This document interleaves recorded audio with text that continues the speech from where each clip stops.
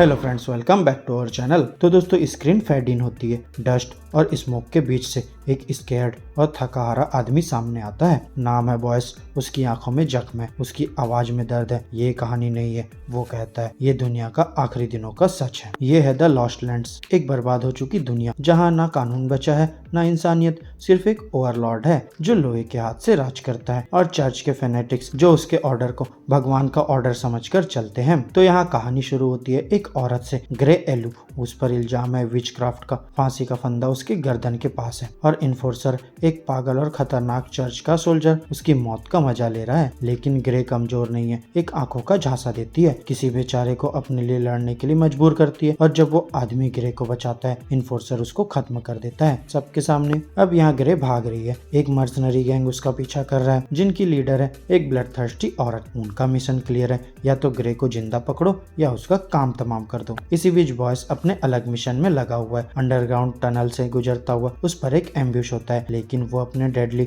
Two headed snack से attackers को मार गिराता है। बॉयस का गोल अभी तक मिस्ट्री है। अब ग्रे थोड़ी देर के लिए शरण लेती है एवलिन हॉल के पास, एक अंधी विच के घर। लेकिन शांति ज्यादा देर नहीं चलती। क्वीन रेनियर, ओवरलॉर्ड की पत्नी, एवलिन के घर आती है अपनी साथी जेरे के साथ, जो ओवरवॉच का चीफ है। रेनियर ग्रे को एक मिशन देती है, एक वेयरवुल्फ को मारना होगा। फुल मून के पहले रेनियर उस भेड़िए की ताकत से अपनी राज शक्ति बढ़ाना चाहती है, पर जेरे के लिए अपने प्लान्स है, उसका निशाना है रेनियर खुद। अब यहाँ ग्रे टास्क एक्सेप्ट कर लेती है। जब वो वेयरवुल्फ को ट्रैक करना स्टार्ट करती है तो उसे उसकी माइंड से कनेक्ट होना पड़ता है। इस डेंजरस कनेक्शन में उसकी अपनी ह्यूमैनिटी खोने लगती है। वहीं दूसरी तरफ रेनियर अपने मर रहे पति से नफरत कर रही है। उसका प्लान सिंपल है, ओवरलॉर्ड को मार दो, ग्रे की मैजिक ले लो और पावर पे राज करो। अब वेयरवुल्फ को ढूंढने के लिए ग्रे अपने पुराने लवर को ढूंढती है, बॉयस। एक पुराने ठंडे पब में वो दोनों टकराते हैं। केमिस्ट्री अब भी जिंदा है, लेकिन ट्रस्ट गायब हो चुका है। फिर भी वो मिलके वेयरवुल्फ, जिसे कुछ लोग सैटर और कुछ ग्रेवेल कहते हैं,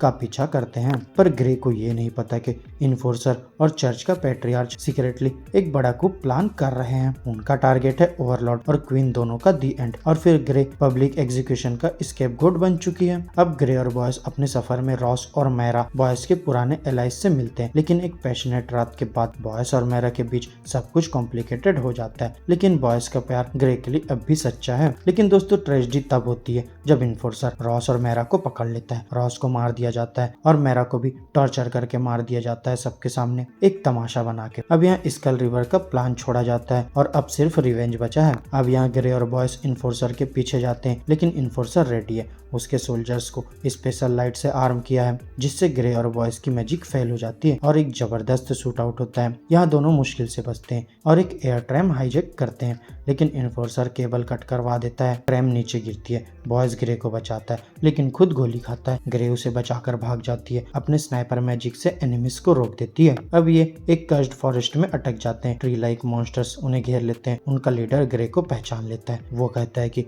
ग्रे ने पहले उसके साथ धोखा किया था। अब बॉयस शॉक में है, क्या ग्रे सच में वैसे ही डेंजरस है जैसे सब कहते हैं? वहीं दूसरी तरफ सीटाडेल में क्वीन ओवरलॉर्ड को पॉइजन देके मार देती है और रिवील करती है वो प्रेग्नेंट है बॉयस के बच्चे से। लेकिन जेरी इस सीक्रेट को जानता था। क्वीन उसकी भी हत्या कर देती है। अब सिर्फ क्वीन बची है और उसका एक गोल, पूरा लॉस्ट लैंड उसके कब्जे में हो। अब दूसरी तरफ ग्रे एक पुराने टूटी फूटे ट्रेन में फिर अटैक करती है। एक मैसिव एक्सप्लोजन में सब दुश्मन मर जाते हैं। ग्रे बच जाती है फिर से बॉयस के हाथों। वहीं फुल मून के नीचे स्कल रिवर में सच सबके सामने आता है। बॉयस ही वो वेयरवुल्फ है। वो सेफ शिफ्ट करता है, एक टेरिफाइंग क्रिएचर बन जाता है। लेकिन ग्रे रेडी थी, उसने बॉयस को पहले ही पॉइजन कर दिया था। जब वो वीक होता है, ग्रे उसे मार देती है। ठंडे दिल से उसका स्किन उतार के उसे मूनलाइट में दफनाती है। बाद में क्वीन के सामने वो बॉयस का पेल्ट प्रेजेंट करती है। जेरे का राज खुल जाता है और क्वीन उसे भी मार देती है। अब वो लॉस्ट लैंड्स की एकमात्र शक्ति है। लेकिन कहानी यहाँ खत्म नहीं होती। रेबेलियन उठता है, चर्च गिर चुकी है, क्वीन भागती है और बॉयस की ग्रेव हिलने लगती है। कुछ डार्क मैजिक उसे जिंदा कर रहा है। उसका मिशन क्लियर है,